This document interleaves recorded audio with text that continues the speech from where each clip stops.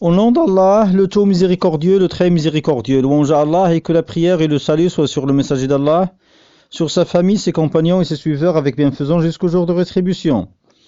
Ceci est une réponse très importante de l'érudit savant Cheikh Dr Salih Al-Fawzan, qu'Allah Ta'ala le préserve, au sujet de la descente de Jésus, Isa alayhi salam, à la fin du temps.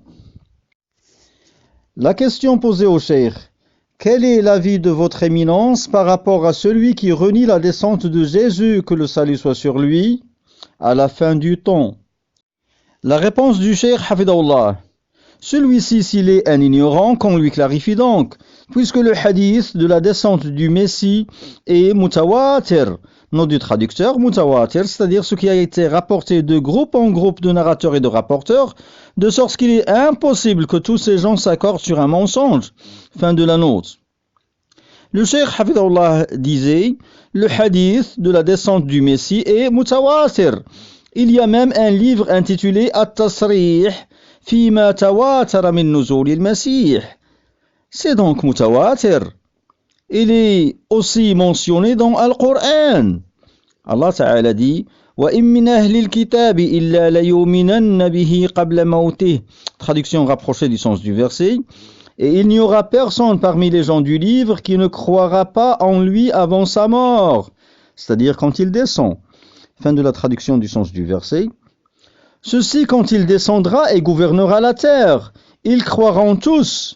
Il ne restera ni christianisme ni judaïsme. Il n'y aura plus que l'islam. Et Allah Jalla wa Ala dit: Wa innahu la'ilmun lis-sa'ah. Et il sera certainement une information, un savoir au sujet de l'heure, c'est-à-dire le Messie.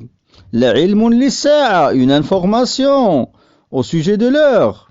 Et dans une lecture, wa innahu la'alamun lis-sa'ah, il est certainement un signe au sujet de l'heure, c'est-à-dire un signe.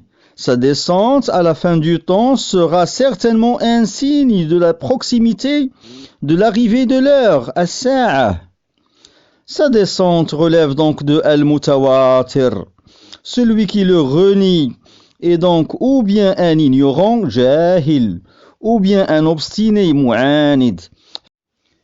Fin de la parole du Cheikh Hafidahullah. Et j'ajoute une petite note: méfiez-vous donc et mettez en garde sérieusement contre ceux qui se jouent et suscitent le doute au sujet de ces croyances islamiques parmi les prêcheurs d'égarement et d'ignorance. Fouillez-les comme on fuit la peste et les maux mortels, et vous les connaissez, ceux qui sont devenus célèbres sur les réseaux sociaux, tels que Mohamed Bajrafil, et tels que Islam Ben Ahmed, et tels que Hassan Iqiyoussen, et d'autres. Wallah al-Musta'an. Fin de ce document. Walhamdulillahi Rabbil Alamin.